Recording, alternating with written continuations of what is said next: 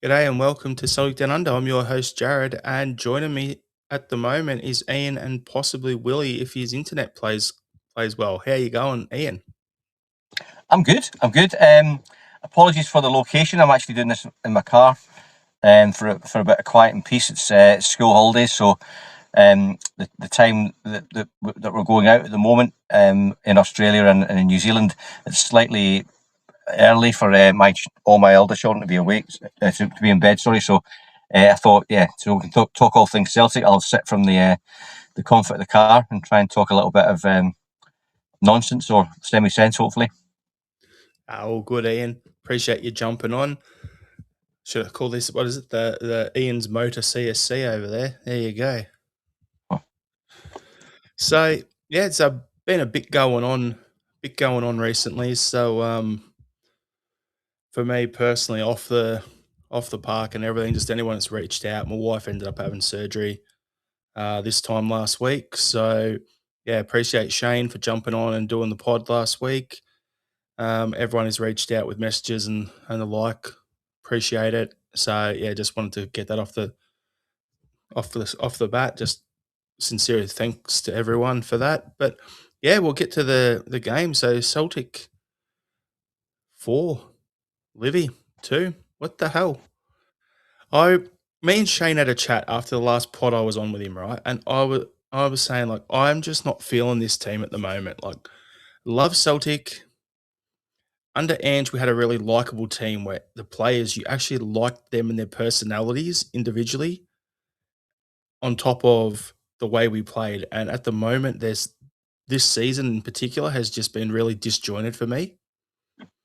And yeah, it's just I'm finding it I'm finding it a little bit hard to like some of the players we've got out there at the moment, but there's a few players in this game in particular that did okay. There was a few who are absolute rubbish, but as I said in the episode title, Scrappy, but we got the points and we closed the gap a little bit to Hearts. So yeah, Ian, just what was your thoughts on the game? I'll bring up the starting lineup first of all, and then we can just have a chat from there and then get into the game. So Sinisalo gets the start. Ralston, Trusty, and Tierney at the back. Yang as a wing back. McGregor and Engels in the middle. McCowan as the other wing back. Nigren and Maeda up the top. And then you got Kenny as your striker. So yeah, a bit of an interesting one there. It's good to see guys back on the bench. Like the whole back line for me, Ian, I'm finding really weird. Like Trusty, I think he's doing really well in terms of being that central centre back, but he's our only 6 footer plus in the back line. And we've been caught out from corners quite a bit recently. But yeah, just looking at that, I just find it a little bit strange that, Ralston is playing as a right centre back, but when you look at the bench, you've got Scales who can play at centre back, but then you also got Simpson Pusey there, and you also have Murray there, who are actually naturally right-sided centre backs. Like that was the thing that jumped out to me when I saw that starting lineup. What was your thoughts when you saw that lineup heading into the game? Um, yeah, I wondered. First thing I thought was a bit sort of wondered about Sinisalo, but it seems that Casper's injured. I'm not. I'm not. Look, I think the lineup, the system that Nancy plays, I think it has huge potential. I think we've talked about this before in recent weeks. I think it has huge potential. I think there is excitement. Um, even in these early days. But I tell you what, the back line, it just gives us kittens just thinking about it. And I, that against Livingston, losing 2 goals against a Livingston team that averages, I think it's maybe a goal a game, maybe, or a couple of goals. So to get to sort of, we're weak at the back. We're conceding a lot of goals. Ralston wise, persisting with Ralston in that system. I don't think Ralston. I like, as I say, I've said this in the past as well. If you could give, if you could bottle heart and desire and give it to other players, Ralston, he would he's got it in spades. But sadly, he hasn't got the talent to match. You could bottle mine as well and bottle yours and give it to sort of, those that might not have it as much. Negrin, I'm talking about you. But I think so that's definitely a weakness.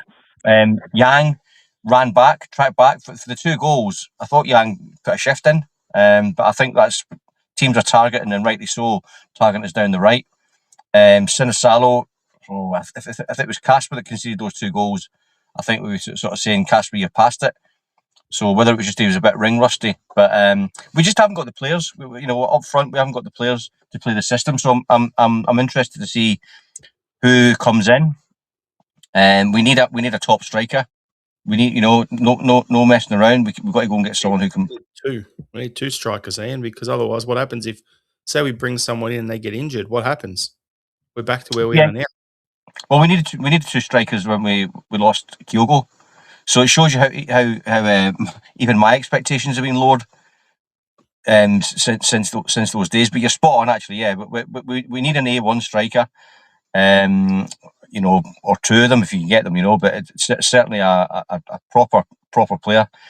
And we need to. Martin O'Neill, when he played three at the back, he had three giants, three monsters. And we need that. We need that if we're going to play with a three.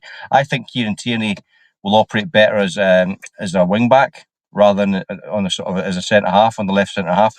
He can play both positions, but the beauty of this system as well, and with the likes of McCowan playing where he's playing at the moment, there's lots of crossover and cross pollination. So I think at the weekend, Hatate and McCowan, they were swapping, they were dovetailing a lot. So Hatate, although he was playing number 10, he was out wide quite a lot, and McCowan was sort of coming in. I think with this system, there's lots of cross pollination. I don't know what you think about that. There's two things there like that. We'll get onto that point, and then I'm going to jump back onto your centre back thing because I want to dive onto that because that was a good point as well. But yeah, the whole thing is, there's certain positions on the pitch you need to have specialists in my opinion, right? You need a specialist striker. You need, Yeah. my opinion, you need specialist wingers. But this system doesn't play with wingers. So we've got Tenecti, we've got Balagwisha, who aren't fit in this system because we're playing with wing backs, which then, and then you have a look at it, and why I brought that up is because that ties into McCowan. If the WhatsApp chats are true, he's basically been told, or what it was saying is he'll look to leave if he's forced to play wing back. Yet the thing is, he can play on the wing, he can play in the midfield, and he can do that job. Yang, teams are going at him because he's not a defender. He's an out and out winger who doesn't have the defensive side of his game anywhere near the standard that we need. But he's the best that we've got at the moment. Like, you could put Jamesy out there and he'd probably do well in that role. But he doesn't have the motor to do it 90 minutes 2 times a week. No. So back to what you're saying about the rotation there. If you're going to have to play McCowan in that position, and then Hatate is the one you mentioned. Hatate's played at left back or right back when he was in Japan as a wing back. He's played midfield. He can play as a 10. He can play as an 8. He can play on the wing back. Perfect. So if McCowan goes forward like the system leads to, you have a lot of those quick interchanges and players push forward and you're throwing numbers forward. It's good to have guys there who like Calmac, like Engels. Like has played wing back as well. So he can alternate out there. Hatate can rotate out. So that's great to have that. But I don't know if I'm like, I get the system and I can see some positives there, but I don't think the system that we're playing at the moment suits the players we have. No. And that's the biggest issue. And that I'm going to tie that Ian back into what you said about Martin O'Neill, three at the back, and they were all monsters. If you look at the back line, Tony Ralston is not a right-sided centre back. He's a good, dependable backup right back for Scottish Premiership football only. That's the way I look at it. I wouldn't want him to be our starting right back for a European game. So he's a backup. Love what he brings to the club in terms of grit, grind, love for the club, the passion, all of that, right? So that's great. But obviously, I want to be saying until Alistair Johnson gets back, it's Colby Donovan. Donovan is playing in that right wing back position. Then you're looking at, as I said earlier, you've got right-sided centre halves across the back there. Trusty's doing well in the middle. The concern is Remember a couple of seasons ago under Ange, you'd have Carter Vickers would do one gut busting run maybe once every 2 or 3 games, and like a one on one, and he'd come out of nowhere and he'd close down and last ditch tackle to save what should have been a clear goal for the opposition. Yep. The last 3 games, I think he's averaging 2 or 3 of them a game. Yeah. So he's getting hung out to dry. As I say, he's our only big guy at the back, but realistically, 3 managers in a row haven't rated Simpson Pusey for some reason, whether it's his attitude, whether it's his game, whatever it is. So you can't play him. Only other option you've really got there is Dane Murray, who can play right. So if you're going to play Dane Murray at right centre back, you play Trusty in the middle, you play Scales at left centre back, you put Tierney at left wing back, or when Srirachi gets back, you push Tierney back into that left centre back because he can play both. There's that Mhm. interchangeable thing you were talking about. His back line actually seems to work. But at the moment, yeah, I agree with you. We need more size. We're getting absolutely slaughtered from corners. Yeah. And to me, I look at it and go, we have to score 3 goals minimum to win a game. And the fact of the matter is that we had to come from behind twice against Livy on their plastic pitch, who are the worst team in our league. If we were playing Hearts, if we were playing even Hibs, if we're playing the Huns, if we're playing in Europe in this formation, some of those chances where trustees had to come flying back to save it, or they've had shots that they should have got on. All they had to do was get it on target, and even if we didn't save it, if we deflected it, there's another guy that'll knock it in. Yeah. Yeah, we won 4-2, but we could have easily conceded 6 or 7, and that's against Livy, and that scares the shit out of me going into a derby, Christmas derby. Yeah, I have similar concerns. Look, we've flattered Hearts. Obviously, they got us at a good time.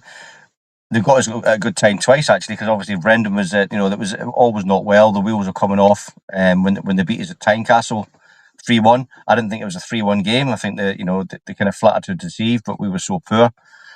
And then obviously the game at Parkhead, Nancy had just come in, or Nancy had just come in. So they're no great shakes, Hearts, and I'm going to sort of nail my colours to the mast and say they won't win the league. They're not good enough.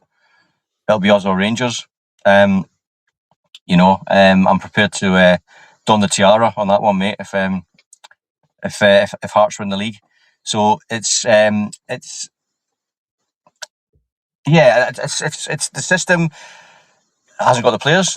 We all know it. We can all see it, and I think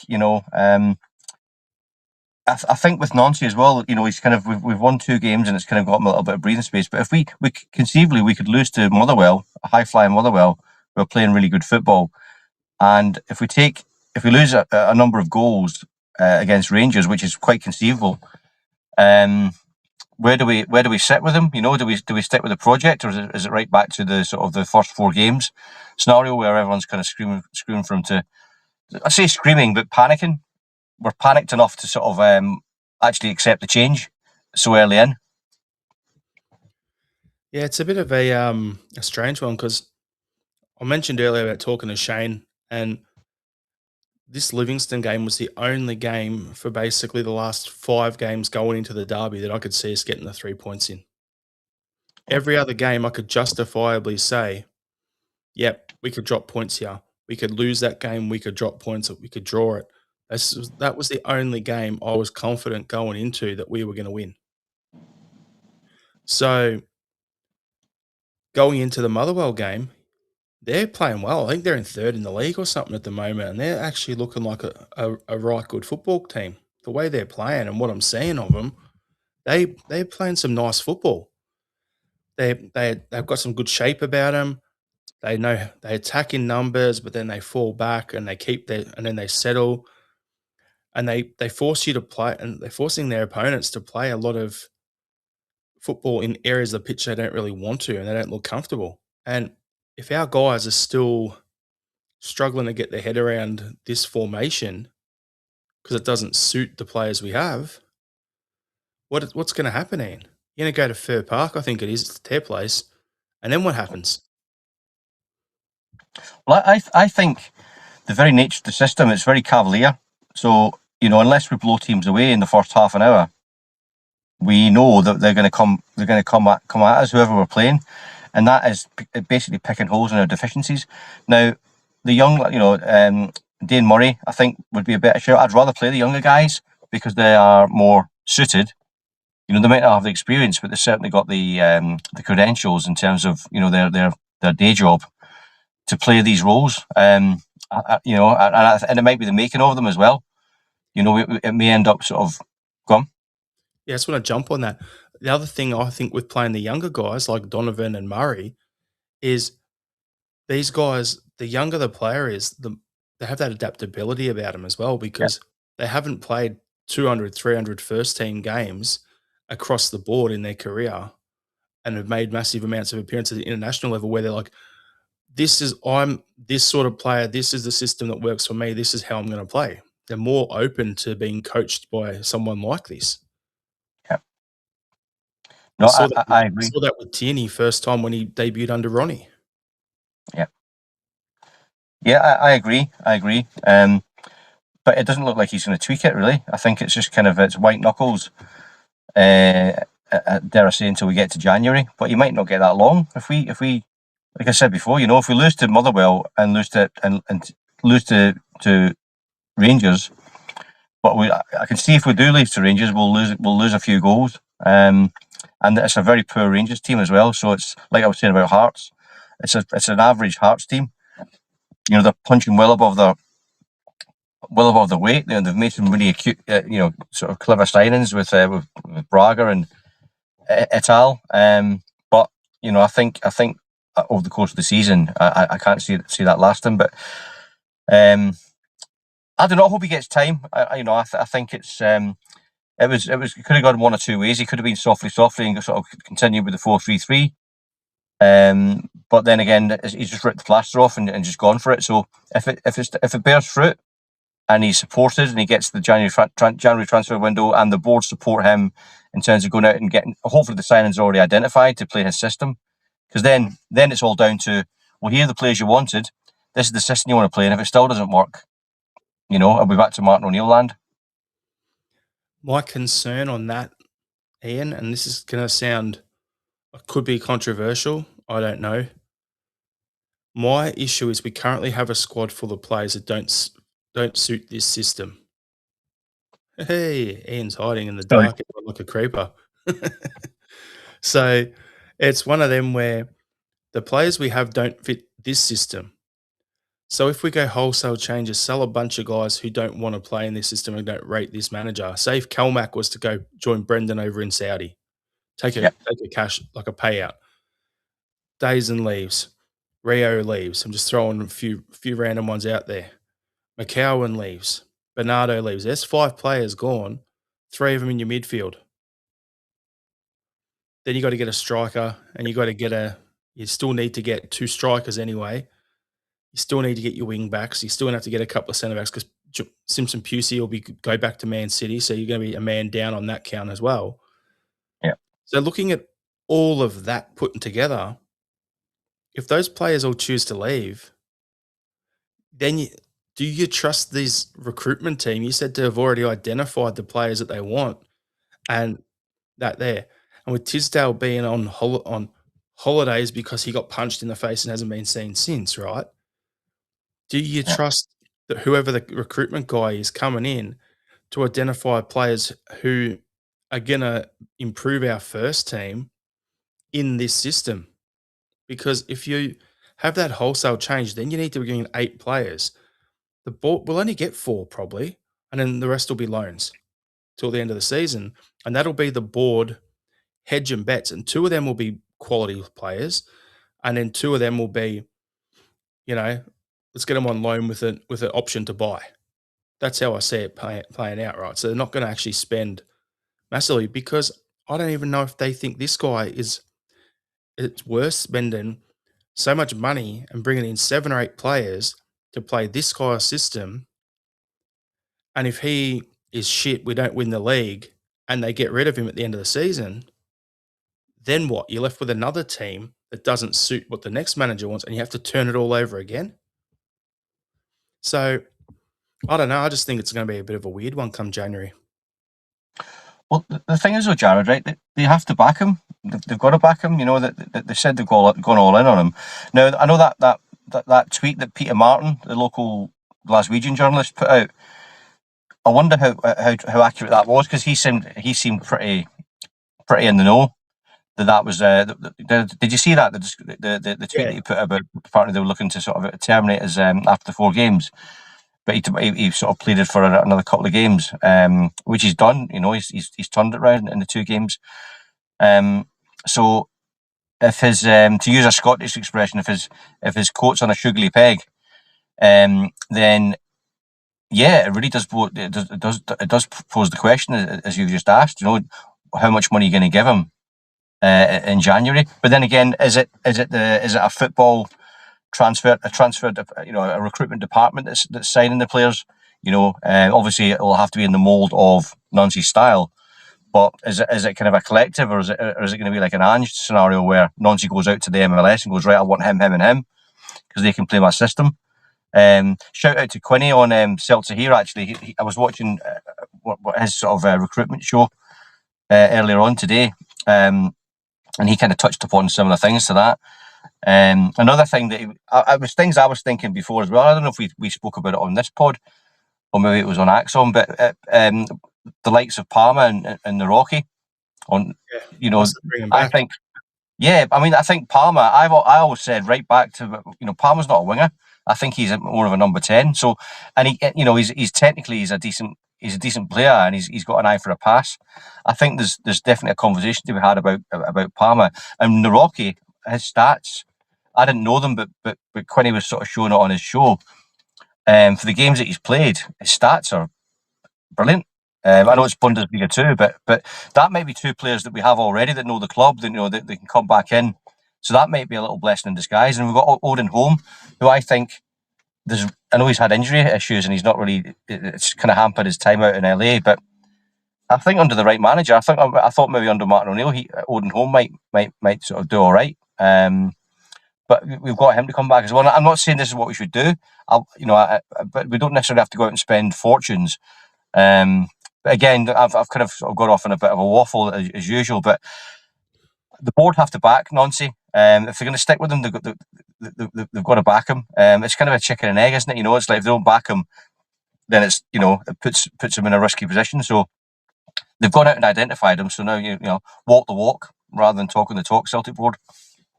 Well, talking about that, like say Simpson Pusey goes back to Man City, you bring, you know, Naroki back in, who's playing on the right side of a back three. Perfect.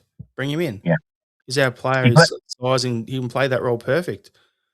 I actually think, as you said, Palmer would suit this system. Robert Gibson's going to hate us in the comments for saying this, but Palmer in that number 10 would work. Okay, yeah, so I'd only bring Palmer back to be that number 10 is if you're going to move Dazen full time to striker again. But then you think Dazen so? doesn't really suit the role like this type of striker that we want. We need a guy who can hold the ball up. So I don't know. I just because the thing we also got to factor in, Ian, is you bring Palmer back, great. If Dazen's going to play in that number 10/winger role, and you bring Palmer in to play the same role and battle with Dazen, he's not going to knock Dazen out of the team, right? What, Then what on about what about what about Dyson as a left wing back?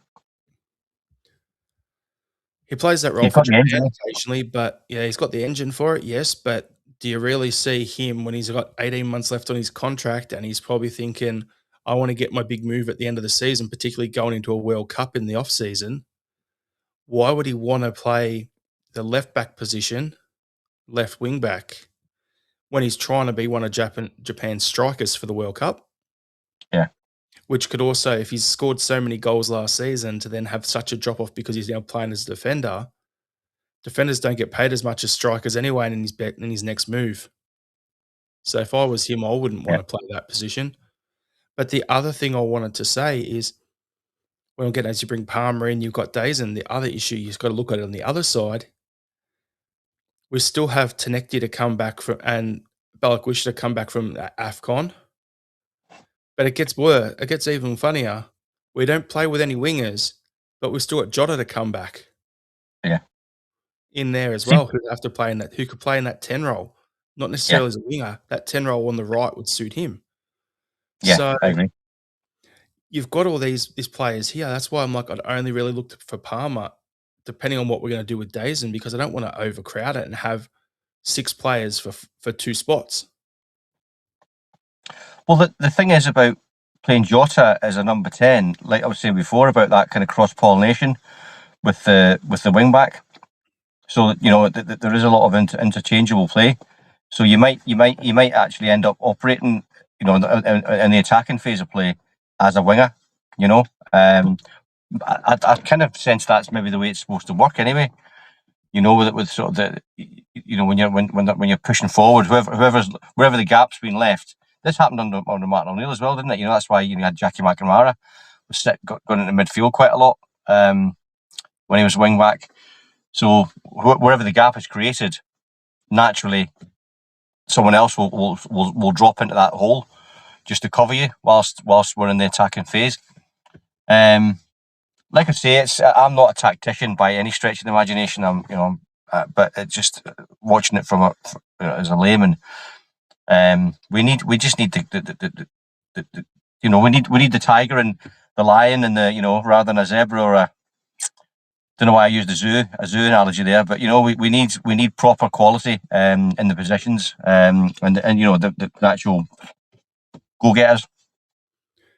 If you're going to use animal analogies, I've got one for you. Early on when you just talked about it, was a sugary peg or something like that? Did I It get it means the hanger for your coat is like wobbly. right? Okay.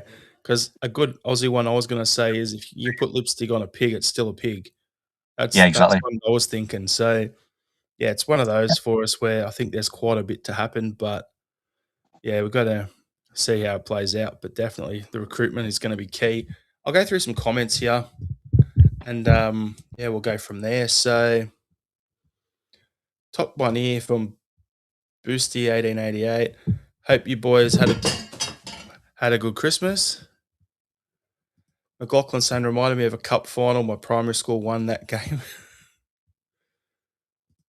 Mark McDonald is saying Scrappy indeed, but Wolf. But does Wolf have a Scooby? Oh, geez, there we go. Thanks, Smell the Glove. She's doing well.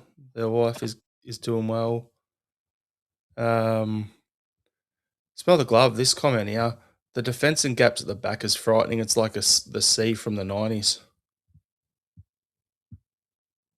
So, yeah, a bit of an interesting one.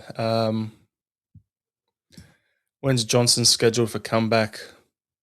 Don't know. I've heard so many different things. Have you heard anything, Ian? Because what I've heard is he's going to be back just after the transfer window, but then I've heard other things he's done for the season, so I wouldn't have a clue. Really, I'm not sure. Oh, I'm not even sure of the injury actually, because he came back, didn't he? And it was kind of was it the same injury he went down with? I think he tore the hammy off the bone, which is usually a All 3 right, to so 6 month thing. that's gonna be a long time. Because I was thinking as well. Like I think it's a shame for Nancy that AG isn't in the team because I think he can be a real bridge. I think he's well liked and he's a big voice in the dressing room. I think he's future captain material. I think well that was before KT came back, but he's another one of those kind of like like under Martin O'Neill we had like 5 or 6 captains. Yeah. That's the type of thing. That's the kind of scenario that we want to be having as leaders on the park, and AG is in that category. So I think it's unfortunate for Nancy that AG is not actually on the field. We had Obviously, that have to play. we What's had that? that we had that under Ange as well, where we had a bunch of leaders, where you got like Cal Mack, you got like what's his name? Joe Hart was in there. Yeah, You had a whole bunch of other guys as well. yeah, yeah, More you had O'Reilly and on and on and on and on. There's heaps more. So Smell the Glove saying we need 2 strikers, preferably a fast guy and a physical guy. Well, that's what I was just saying before. Is the fast guy Dazen as a striker, and then we just bring in a big physical guy up front. There's your 2 strikers, and you bring Palmer back. And yeah, yeah. McLaughlin saying Maeda is reported to be interesting Trebonspor. Interesting. See, I think we'll go on. And then Andrew Goulet is saying a wingback is a winger first and a defender second. Yeah, what are you going to say, Ian? I think with Dyson, I love the guy, but I think we missed a trick by not selling him last season. I think he peaked. I think he's kind of obviously he was affected by obviously the turmoil at the club, but he was affected by not getting the move. But I think he overachieved. I think that's what we've done with the likes of Balakwisha and Tuneki. You know, they've had like a breakout season, overachieved maybe, and we've gone and paid a premium for them. So I think we'll probably get a fraction for Dyson, and we'll miss his endeavour. I don't know whether it's not only his speed. Obviously, I think he's improved greatly as a player, but I just don't think he's a natural footballer. But we're going to miss that tenacity and that endeavour.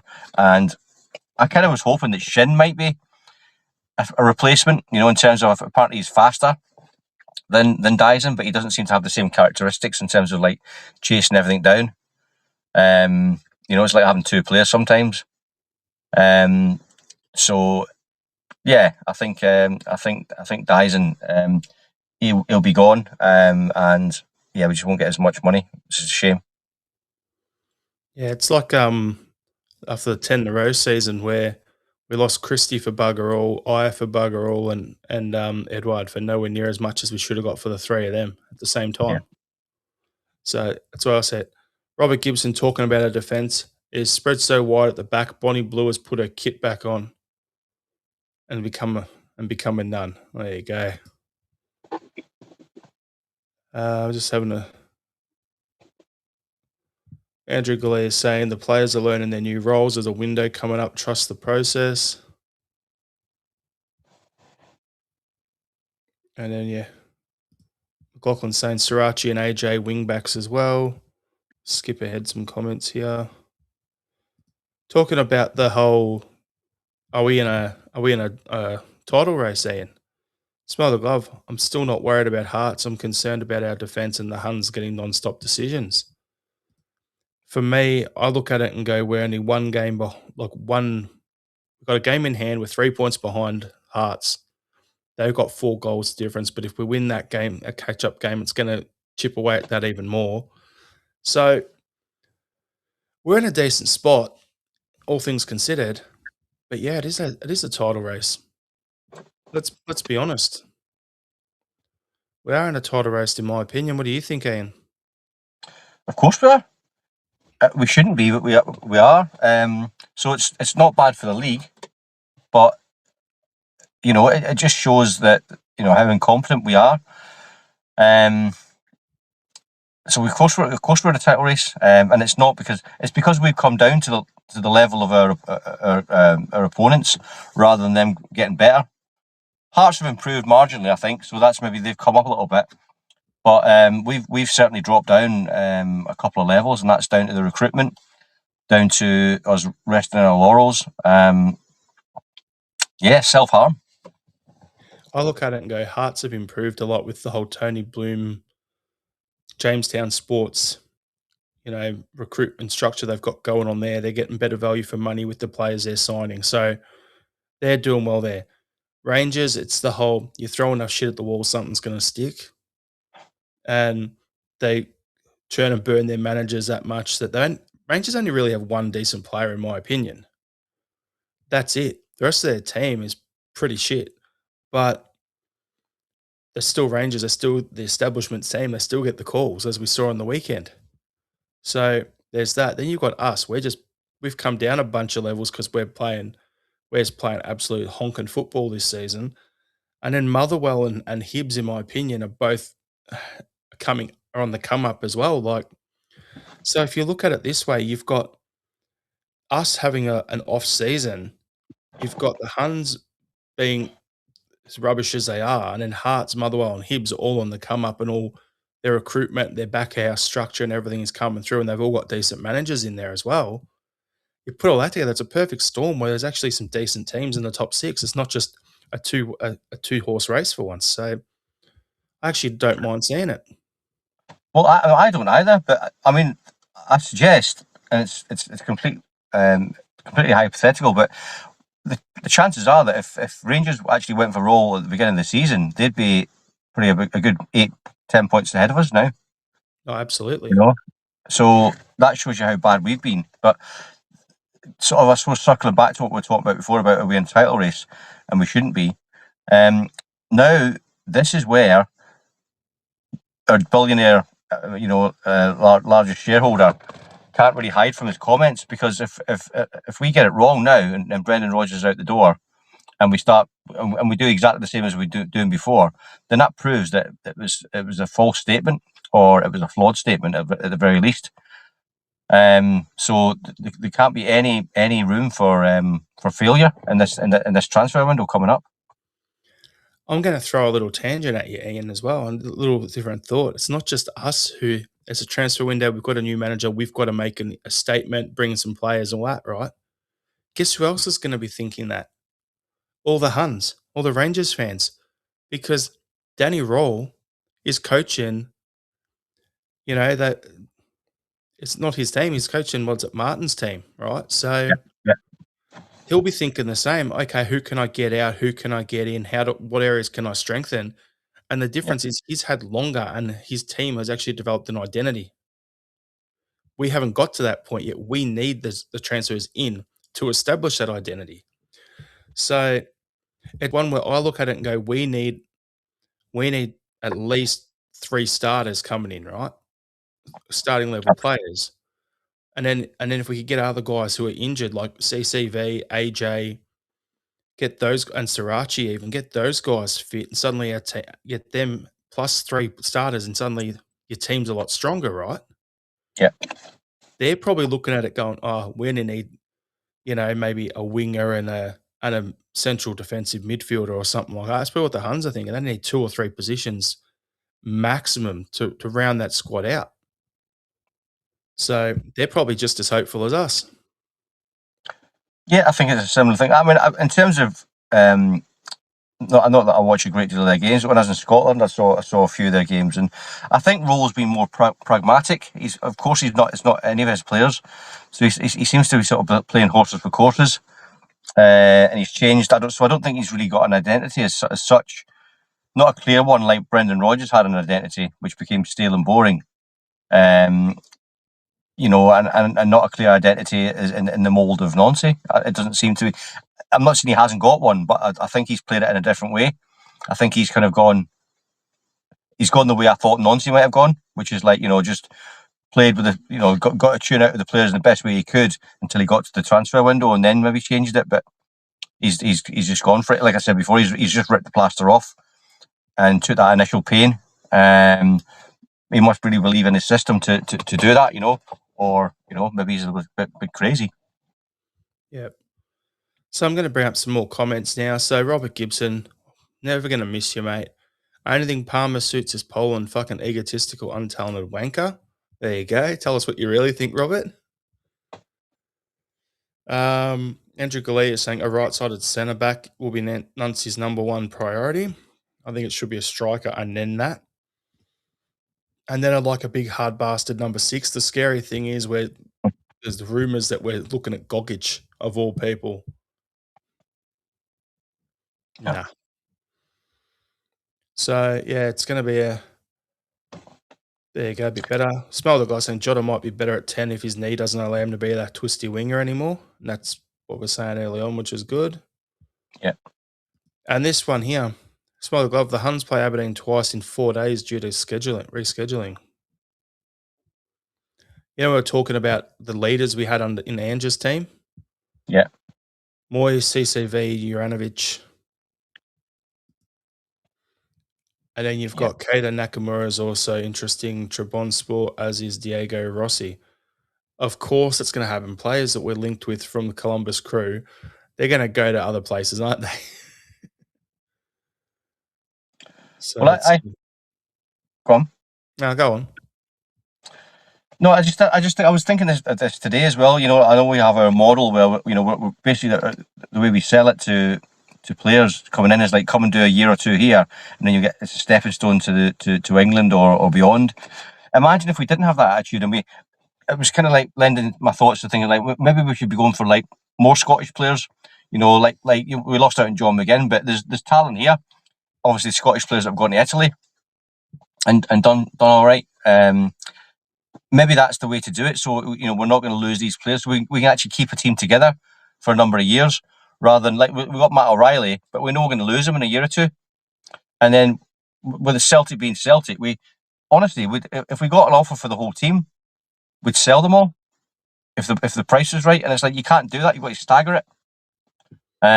So yeah, I think that's. I don't know why I started saying that. Really, I was just. Wait, I've got an idea for you, Ian. I'll pick this one up for you. So it's like under Ronnie, Jackie McNamara was the Dundee United gaffer, and they were doing really well. So we signed Stuart Armstrong, Gary Mackay-Stevens, Nadir Kifty from them, right? Yeah. Then they lose Robbo down to Hull, who ends up at Liverpool, and so on, right? So we brought in 3 players from there, weakened them massively to the point they got relegated the following season, and Stuart Armstrong went on to establish himself as a long-term player at the club. Yep. Then you look at the Ryan Christie signing. We get him from Inverness, I think it was, loaned him to Aberdeen for 18 months. He's ready to have a crack in our squad. Stuff like that tends to work, right?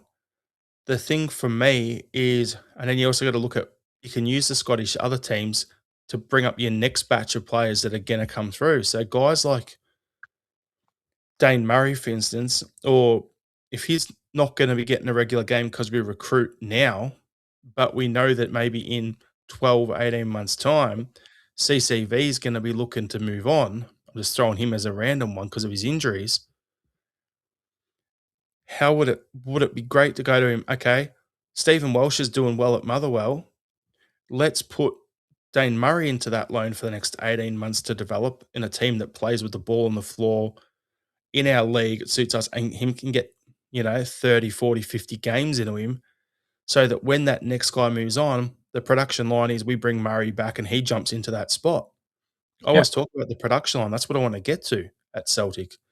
And that would fix all these recruitment issues, because if we have a director of football who's recruiting for the current first team, then your backup guy, the other signing, is the replacement that you're always aiming for to replace the starter in 12, 18, 24 months.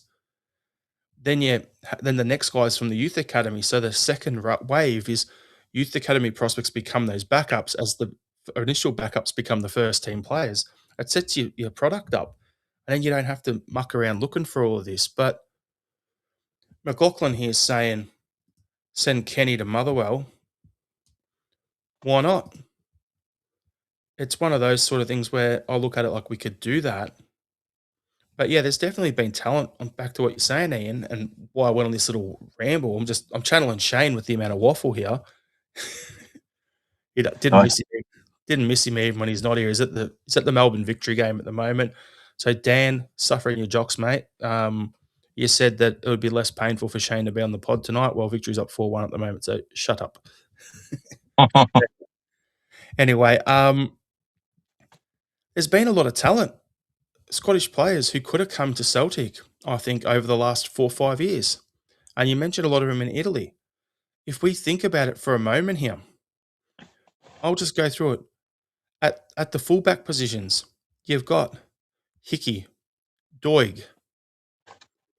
Okay, so there's those two that you could have got. You could have got Lewis Ferguson when he was up at Aberdeen. You could have got Lennon Miller when he was at Motherwell. Then on top of that, at Aberdeen last year, I rated him. I actually want us to get him. Jack McKenzie at right back. I thought he'd be perfect in this current format now because he's big, 6'2" or whatever, right back. He'd be a perfect right-sided centre back for the back three. So looking at all of that, just that group in particular, if you signed all of them and kept them together for 3, 4 years, they can all still move on when they're like mid-20s, like 25, 26, whatever, but you get a good chunk of time together with them. Yeah. It's flying. We did the same when we brought in Taylor from Killy. We brought him in. It worked. So there is talent out there. We can go and get it. It's just identifying the right ones. And there was a a question here, and I would love to get the comments going on this as well, right? So Andrew Galea is saying, who would you pick up from other SPFL clubs as stocking fillers? Let us know in the comments. Which players within the SPFL do you think would suit our current team, and we should be looking to bring them in? Is there anyone that jumps off the page to you, Ian? I like the look of the striker at Hibs at Boy. I think first time I saw him was a couple of seasons ago. I think it was in Brenda's first season. I think it was then. I think he looks a good shout. And is it Mulligan as well? The midfielder. Yeah, there's a from couple of Hibs. decent ones. I'm just trying to get his name for you because I think Carlson at Aberdeen as well. That in the number 10 kind of he looks all right. And I like the look of the St goalkeeper as well. Can't remember his name now. But whenever he's played against us, he's played a stormer. He looks all right. I'm just going to say, if you're going to bring up keepers that always play well against us, then we have to sign Mitov, don't we? Yeah, I don't. yeah. He had a blinder against us the other week. Always does. Honestly, I think I've seen him have one bad game in about 10 against us. Right. But yeah, I think I can't remember what team he's at there or what the guy's name is. There was a young centre back. I think he was at he was at Dundee United. Young centre back, big head. Anyway, who was running around a couple of seasons ago. I don't know if he's still there. I know he got hurt last year, but that's one I'd be looking at as well if he's available. Yeah. But anyway, there's plenty of talent out there. Let's see if there's any in the comments here. But what we want to do as well is not sign them and then let them rot. I want them to come in and play. We got Scott Brown, Kevin Thompson went to Rangers at the time, and Stephen Fletcher nearly signed for us and had a great career. So there's batches of players who are kind of oven ready in certain generations. So maybe there's another sort of batch sort of coming through. Braga at Hearts as well. Not sure how old he is, but decent players. Yeah. There's anyway, there's plenty of talented players out there. There's a guy at Hearts. I think it was Braga. That's that winger, isn't it? I'm gonna say something just for you, Shane. Cammy Devlin. I know that's who you would have said if you're on the pod because you love an Aussie in the hoops. For me, that's a no because he's not big enough. I think if we're going to bring in a number 6, I want the big bastard destroyer in the middle of the park. But yeah, it's going to be there's talent out there. Let's just see how Celtic play this. Well, I think Engels has the potential. If he bulks up, he could be a monster in that number 6. Lawrence said last week when we were on Axom, and it was for the midfield 4, which I didn't think was a bad shout, was Engels and Bernardo as the 2 6s, and Kalmak and either Nigren or Rio as the 2 10s. Obviously, that's not a long-term solution, but Kalmak further up the field, that was his natural position back when it was under Brenda Mark 1. And it was just the fact that he was taking over the captaincy and he took over from Bruni that he dropped back. But I think maybe it's too little too late now, because I think obviously players as they get older they drop back naturally. So maybe he actually is in number 6 and he should be there now. But I didn't think it was a bad shout, for it's sort of suck it and see. Got some comments here. So Brian Harkin saying, if I would buy any central defensive midfielder, I'd buy but Silas Anderson from BK Hacken is one they'd look at. Smell the Glove is saying going into the game, was it tomorrow? Welsh can't play for them. Can't play his parents club. Parent club. Robert Gibson. Angles is a fairy.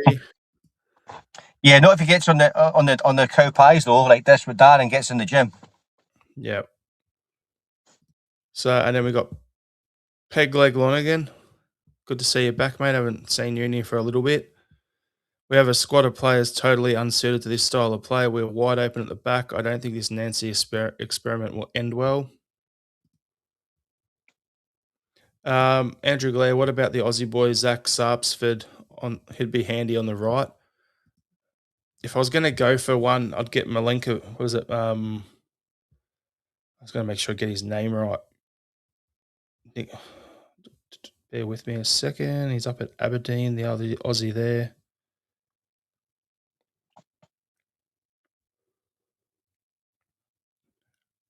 Is it Milanovic? Who's the Aussie? Nicholas Milanovic. I'd bring him. He'd be the one I'd go for if we're looking for a winger. Yep. There we go. Smell the glove. Send Nigren and Engels to the WWE training center for 2 weeks. We'll come back bulked up monsters. Just might have to avoid the piss test. Yeah, so it's going to be an interesting one. We'll roll it on, Ian, into the game against Motherwell. So, what are you thinking going into that game? For me, as I said, it's all about. I think we need to score at least 3 goals every game. Yeah. Against them. Yeah, they've got some players there, so they're currently sitting in 4th. But yeah, I'm just having a look like guys like Callum Hendry. Isn't there the big Aussie Apostolos Stamilopoulos? He's beauty. Yep. Oh, there you go. Oscar Priestman. I didn't know he was there. Is that an Aussie as well? Yep. I didn't know he was at Motherwell. There you go. Defensive midfielder. Oscar's there. Was at Western Sydney. Okay. Johnny Katrumbis. That's another Aussie. They got quite a few of us. They got like 3 or 4. Rated the A-League, have they? Yeah, they'll be all guys from the A-League. It's going to be a good game. I think it's one that could go either way, to be honest with you. If we come out of there with a draw, Ian, for me, I'd happily take the point. I could see this game going a 4-2 scoreline like we just had against Livy, their way. Yeah. I could see it going the other way. This game is so open-ended. Like, I have no idea which way this is going to go. I just know it's going to be a bunch of goals scored. Yeah. Well, I've mentioned Martin O'Neill's team 2 or 3 times. I'm not trying to be a Celtic da or be all Celtic da about it, but it's kind of like his system. Martin O'Neill's system was like we just used to blow teams away in the first half. That was it. It was done. The game was done in lots of games in the league, even in Europe as well. That was the way we did, and we had that steel, and we had so many captains within that team. But we were signing like we were competing for top strikers like Chris Sutton. We got him from Chelsea, and he was at Blackburn before that. We got Alan Stubbs a couple of years before. We beat Arsenal to Alan Stubbs. I mean, could you imagine that ever happening again? I don't think so. So yeah, I kind of lost my train of thought now, but I suppose that what I was saying there was that how the sort of standards have dropped, and we shouldn't be talking about sort of taking a draw against Motherwell. I don't want to, but as I said, I know you don't. I know you don't. But as we said early on, Ian, though, like about 15 minutes ago, our standards come down quite a few rungs. Their recruitment come up, and they're one of those teams on the come up. They're full of confidence. Our guys aren't. That's probably one of the best pitches in terms of grass quality and everything. To go from playing on the plastic to that, it's going to be an interesting one. And Smell the Glove is spot on here. Martin O'Neill's teams were a squad of men, not wee skinny boys. Like, that's part of it as well. So, and Brian saying it's not the price tag, it's the wages now from stopping us buying these players. Yeah. But Andrew's sorry, Ian. Andrew's saying get a bit more positive, people. I'm positive. I just have a couple of concerns that I'm voicing. I still think we're going to win the league. Yeah, I think it'll pivot on this transfer window, and if Tisdale is in charge, I was going to say actually before, I've had a beer with him a couple of times. A good friend of mine, one of my best friends, actually is a really close pal of Neil Lennon, and he used to drink in my local, and so I've had a beer with Martin Riley a couple of times, and he's obviously back in the building now to try and help. But I was saying in the group chat before, was it yesterday, the day before? Lenny always had an eye for a player, So obviously Martin Riley was Lenny's agent, or still is Lenny's agent, I think. So there could be a little bit of synergy there as well. I'd rather, I trust a lot more Martin's judgment than I do Tisdale's at the current state of play. 100%. And straight away, you have a look. We're looking at African players who are like doing absolutely tearing up the. One of the guys we're looking at, what's his name, Butt or something like that, a winger who's Ivory Coast player playing in Israel at the same club that we bought. What's his name, Abada from, and he's tearing it up over there, and he wants his next move into Europe, and it's us and Genk going for him. Right. And as soon as I saw Genk, they put an offer of 2.6 million, but we put an offer in with a lower cash up front, but a bigger sell on. So that's how they're looking at it there. Be great to get someone like that in straight away. Martin Riley identifies him, and things are moving. This is the question: when a couple of weeks ago we were on this pod and we're saying, well, if they were to get rid of Nuncy, Nicky Haynes available, the old Club Brugge manager. Well, guess who's the new Genk manager signed as of early last week? Yeah. So there you go. We're back in competing with him for players again. Well, I'll tell you what. I mean, I can't remember the name of the Motherwell manager's name, but if he keeps it up, he'll be a sought after manager. You never know if things don't go well with the Rangers and Roll, they might move quickly, but hopefully we won't have to. And Nancy's the man. Yeah, I think what's his name again? The manager, Jens Berthel Asuku. Right.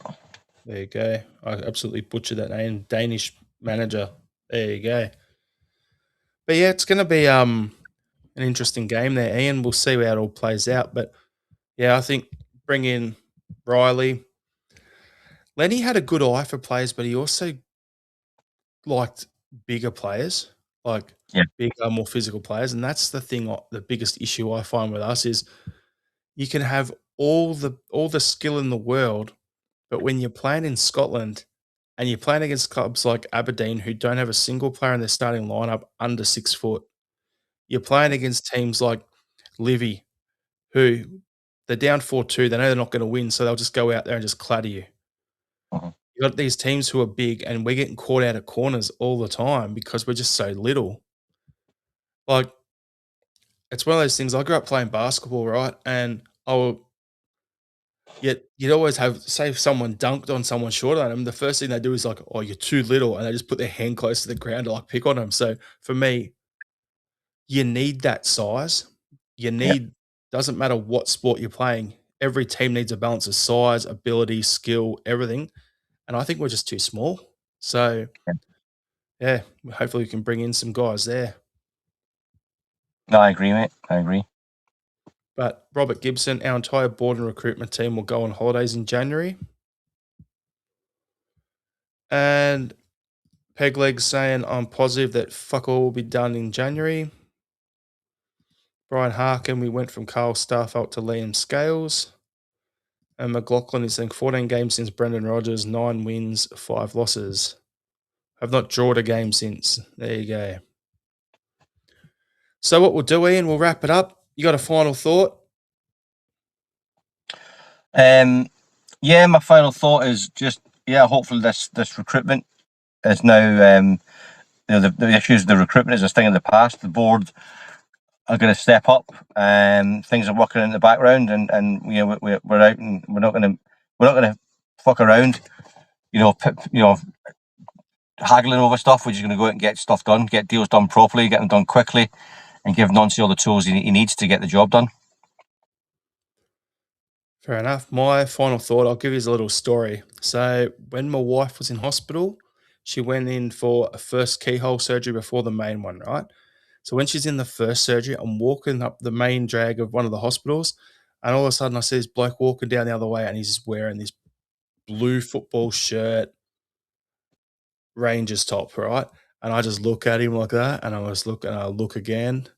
He goes, "The fuck you looking at?" like that. Did he? And I just go, "Your club died, mate. Hail, hail," and just kept walking off. And he was fucking raging. So it's always good to wind someone up. Like, Doesn't matter where you are, it's always good to wind one of them up. So this just and why I'm bringing that up because doesn't matter what you got for Christmas.